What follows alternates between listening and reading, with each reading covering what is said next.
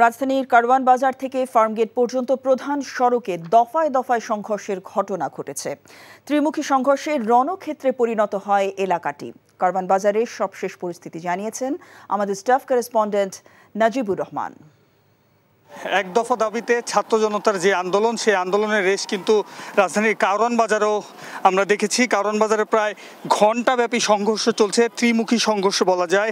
আওয়ামী লীগ এবং তার অঙ্গ সংগঠনের নেতাকর্মীরা যারা রয়েছেন, তার সাথে পুলিশ এবং সাধারণ ছাত্র যারা রয়েছেন, তাদের সংঘর্ষ চলছে বেলা 2টার পর থেকেই। কিন্তু আমরা দেখেছি যে উত্তপ্ত পরিস্থিতি এই এলাকাটি ঘিরে, এবং এই এলাকায় দফায় দফায় ধাওয়া পাল্টা ধাওয়া চলে ত্রিমুখী। এবং বর্তমানে আমরা দেখতে পাচ্ছি যে ছাত্রদের ধাওয়ায় কিন্তু প্রায় ফার্মগেট পর্যন্ত তারা অবস্থান নিয়েছে।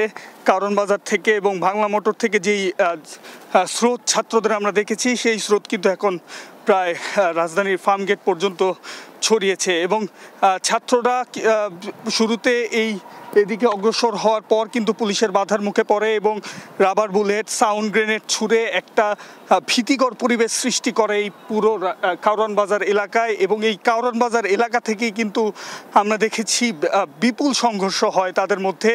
এবং এক পর্যায়ে তারা বিভিন্ন আন্দোলনকারী, এমনকি আওয়ামী লীগের অঙ্গ সংগঠনের নেতাকর্মীরা কিন্তু অনেকেই আহত হয়েছেন এবং ব্যাপক ভাঙচুর করা হয়েছে এলাকার আশেপাশে। আমাদের এই কারওয়ান বাজার মেট্রো রেলের পাশেই যে পুলিশ বক্সটি রয়েছে, সেখানেও আগুন ধরিয়ে দেয় দুর্বৃত্তরা। এবং আমরা বলতেই পারি একটি রণক্ষেত্র হয়ে দাঁড়িয়েছে এই পুরো এলাকাটি। এবং এই পুরো এলাকাটির যারা আশেপাশের ব্যবসায়ী রয়েছেন, কারওয়ান বাজার একটি বিজনেস হাব বলা হয়, আপনারা জেনে থাকবেন, সেই ব্যবসায়ীরাও কিন্তু আতঙ্কিত হয়ে উঠেছেন। এবং আশেপাশের বহুতল ভবন যেগুলো রয়েছে, সেখান থেকে কিন্তু মানুষ দেখার চেষ্টা করছেন যে আসলে এখানকার পরিবেশটা আসলে কেমন।